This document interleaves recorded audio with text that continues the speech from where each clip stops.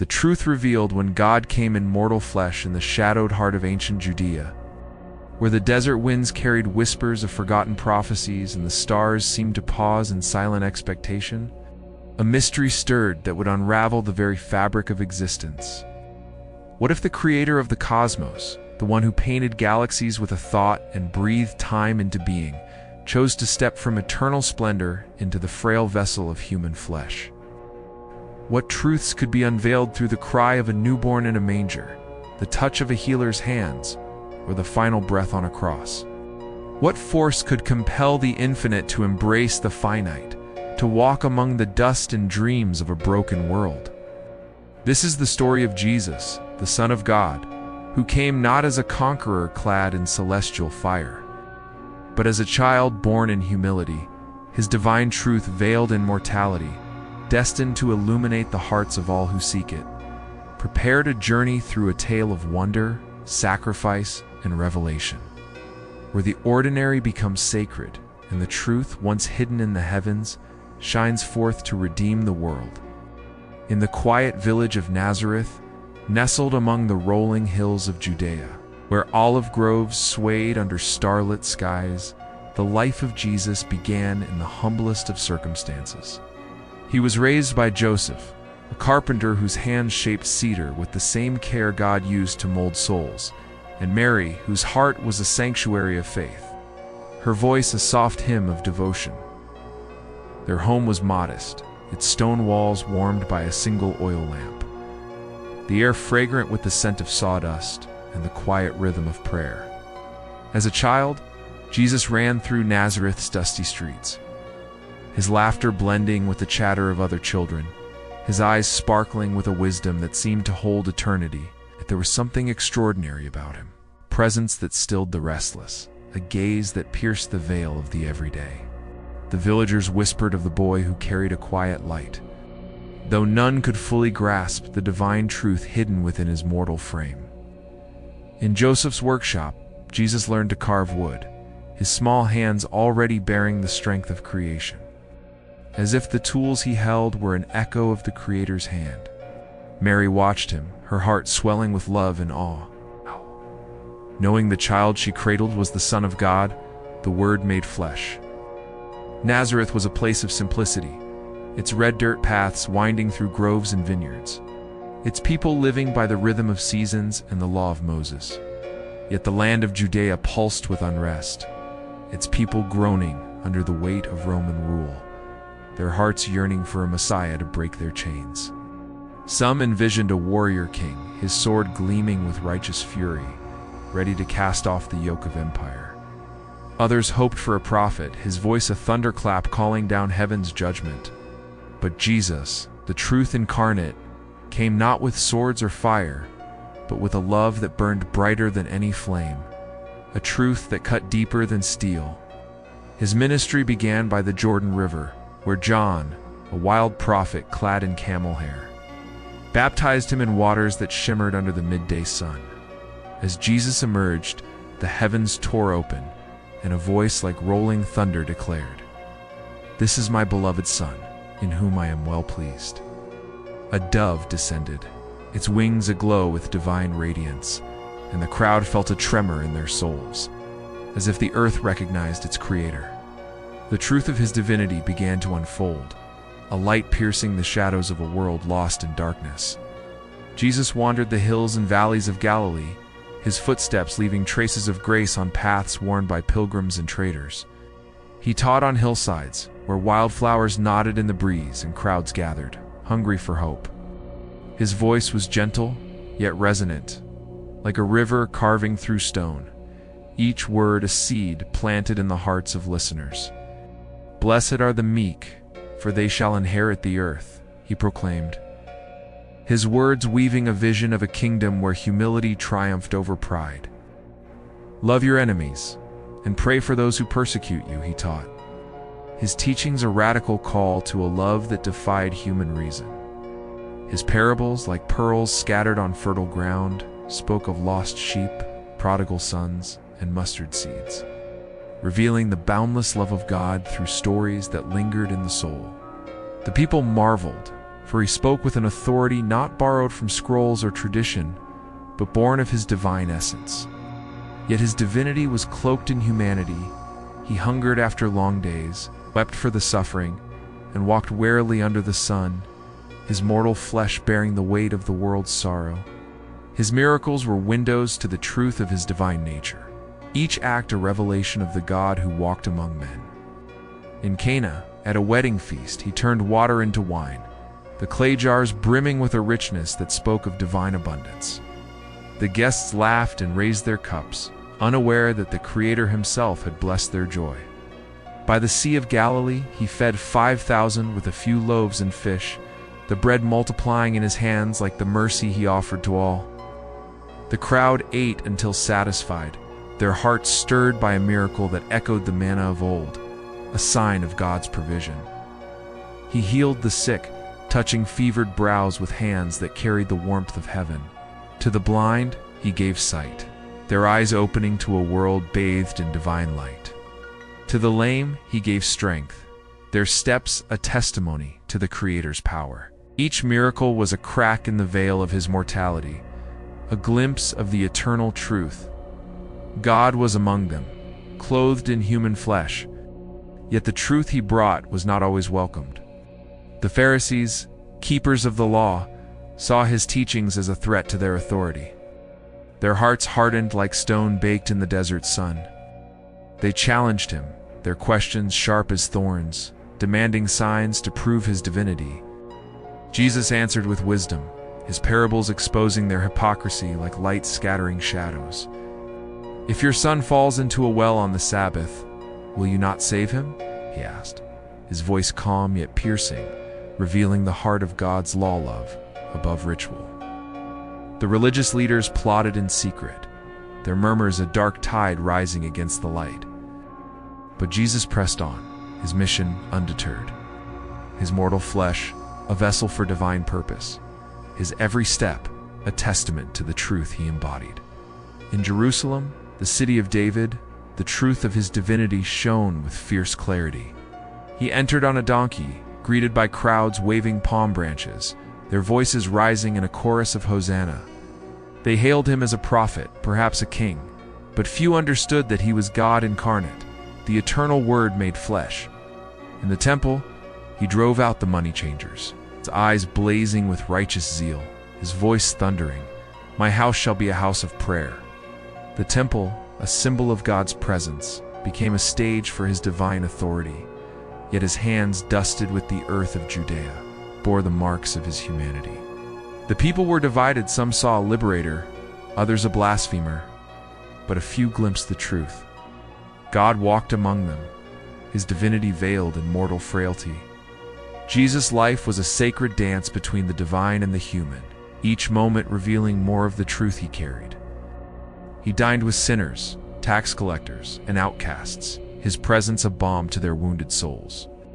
To Zacchaeus, a despised tax collector perched in a sycamore tree, he offered friendship, saying, "Today, salvation has come to this house." Zacchaeus' heart, once hardened by greed, softened under the light of Jesus' love, his life transformed by a single encounter. To the woman caught in adultery, facing stones of judgment, he spoke words of mercy. "Neither do I condemn you. Go and sin no more." Her tears fell like rain, her shame washed away by the truth of his grace, her heart reborn in the light of his compassion. Each encounter was a revelation, a moment where the divine touched the human, transforming lives with a love that transcended time. But the truth of his divinity came at a cost, a price paid in suffering and sacrifice. In the Garden of Gethsemane, under the ancient olive trees whose gnarled branches seemed to whisper of eternity, Jesus faced the weight of his mission. He prayed alone, his sweat falling like drops of blood, his mortal flesh trembling under the burden of what lay ahead. "Father, if it be possible, let this cup pass from me, yet not my will, but yours be done." In that moment, his humanity was laid bare, fearful, vulnerable, yet wholly surrendered to God's will. The disciples slept, unaware that the truth of the world's salvation was being forged in their master's anguish. Judas, with a kiss of betrayal, led soldiers to seize him. The light of the world was bound in chains, his mortal flesh bruised by the hands of men. The trial was a mockery, a clash between human pride and divine truth. Before Caiaphas, the high priest, Jesus stood silent, his presence a quiet storm of grace amidst accusations. "Are you the Christ, the Son of God?" Caiaphas demanded, his voice thick with scorn. "I am," Jesus replied, his words ringing with the authority of eternity. "And you will see the Son of Man seated at the right hand of power." The priests cried blasphemy, their hearts blind to the truth before them. Before Pilate, the Roman governor, Jesus stood calm, his silence a testament to his divine purpose. "Are you the King of the Jews?" Pilate asked, his tone laced with skepticism. "My kingdom is not of this world," Jesus answered, his voice steady, echoing with the weight of divine truth. The crowd, swayed by fear and envy, chose a criminal over the Son of God, their shouts of "Crucify him," a dagger to the heart of truth. Pilate washed his hands, but the truth could not be cleansed. Jesus was the Christ, God in mortal flesh, destined to bear the sins of the world. On the cross, the truth of his divinity and humanity converged in a moment of cosmic significance. Nailed to the wood, his body broken, he hung between heaven and earth, a bridge of salvation. The sky darkened, as if creation itself mourned its creator, the sun hiding its face in sorrow. "Father, forgive them, for they know not what they do," he prayed, his voice weak yet unwavering, a testament to divine love even in agony. To the thief beside him, he offered paradise, saying, "Today, you will be with me in paradise," proving that his mercy was boundless, even in his final moments. my God, why have you forsaken me?" he cried, his humanity laid bare in the anguish of abandonment, the weight of the world's sin pressing upon his mortal flesh. Yet in his final breath he declared, "It is finished," and the earth trembled. The veil of the temple tore in two, revealing the truth. God's love had conquered sin and death. The centurion at the cross, his heart pierced by the sight of Jesus' sacrifice, whispered, "Truly, this was the Son of God." The truth, once veiled in mortal flesh, was now unveiled in his death, a light that no darkness could extinguish. Jesus' body was laid in a tomb, sealed by a stone, but the light of his divinity could not be contained. On the third day the tomb was empty, the stone rolled away, and the risen Christ appeared to his disciples. To Mary Magdalene, weeping at the tomb, he spoke her name, and her sorrow turned to joy, her heart ablaze with the truth of his resurrection. To the disciples, cowering in fear behind locked doors, he offered peace, his wounds a testament to his humanity, his presence a proof of his divinity. "Touch my hands and my side," he said to Thomas the doubter, and Thomas fell to his knees, proclaiming, "My Lord and my God." The truth was revealed. God had come in mortal flesh, died and risen, offering eternal life to all who believed. The resurrection was not the end, but a beginning, a spark that ignited the world. Jesus appeared to his disciples over 40 days, teaching them, preparing them to carry his truth to the ends of the earth. On a mountain in Galilee, he gave them his final command: "Go and make disciples of all nations, baptizing them in the name of the Father, and of the Son, and of the Holy Spirit." As he spoke, the clouds parted, and he ascended into heaven, his mortal form giving way to divine glory, yet his presence remained, a light that would never fade. The disciples, once fearful and faltering, were transformed, their hearts burning with the truth of the God who had walked among them. Peter, once a fisherman who denied his Lord, preached with boldness, his words igniting faith in thousands. Mary Magdalene, once broken by her past, became a herald of the resurrection, her testimony a beacon of hope. The early church grew, its members living out the truth of Jesus' love, sharing all they had, facing persecution with unwavering faith. The Roman Empire, once a tyrant, would eventually kneel before the cross. Transformed by the truth of the God who became man, the life of Jesus was a revelation of God's heart, a light that shone in the darkness, and could not be overcome. His teachings were not mere words, but a call to a new way of living. Kingdom where love was the law and mercy the currency. His miracles were not mere wonders, but signs of a creator who longed to restore his creation. His death was not defeat but victory, a sacrifice that tore the veil between God and man. His resurrection was not a myth, but the cornerstone of hope, proof that death could not hold the author of life. The truth revealed in Jesus' mortal flesh was a promise. God is near. His love is boundless, and His grace is sufficient for all. In the centuries that followed, the truth of Jesus spread across continents, carried by those who had encountered His light. From the catacombs of Rome to the farthest reaches of the earth, His story became a flame that could not be quenched. Churches rose, their spires pointing to the heavens, their altars a reminder of the sacrifice that changed everything. Martyrs died for His name, their blood a testament to the truth they could not deny. Scholars penned volumes, poets sang hymns, and ordinary men and women lived lives transformed by the one who had walked among them. The truth of Jesus was not bound by time or place. It was a living force, a light that continued to shine in the hearts of those who sought it.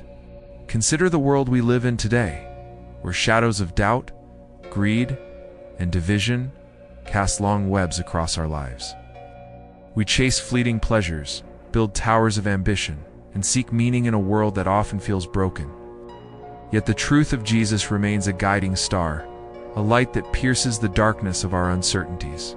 His life teaches us that God's love is not distant, but intimate, found in the humility of a manger, the compassion of a healer, the sacrifice of a cross. His teachings call us to love without limits, to forgive without counting the cost, to live with a faith that moves mountains. Each act of kindness, each moment of forgiveness, each step taken in faith is a reflection of the truth He revealed. We, like the disciples, are called to carry this light, to be vessels of His love in a world that hungers for truth. In the quiet moments of our lives, as we stand beneath a starlit sky or listen to the wind whispering through ancient trees, we can feel the presence of the God who walked among us. His life, His death, His resurrection are not mere stories, but a revelation of eternal love, a truth that invites us to draw near. The heavens and earth, as eternal witnesses, proclaim His story, a testament to the God who became man to redeem His creation. The truth unveiled in Jesus' mortal flesh is an invitation to trust, to love, to live in the light of His grace, knowing that He is with us always, to the end of the age. The story of Jesus is a tapestry woven with threads of divinity and humanity, of sacrifice and triumph, of love that knows no bounds. From the manger to the cross, from the tomb to the heavens, His life is a revelation of God's heart, a light that shines through every age. He came not to rule with power, but to serve with love, not to condemn, but to redeem, not to dwell in glory, but to walk in our dust. The truth revealed in His mortal flesh is a call to all who hear it, to seek the light, to embrace the love, to live the truth that God is near.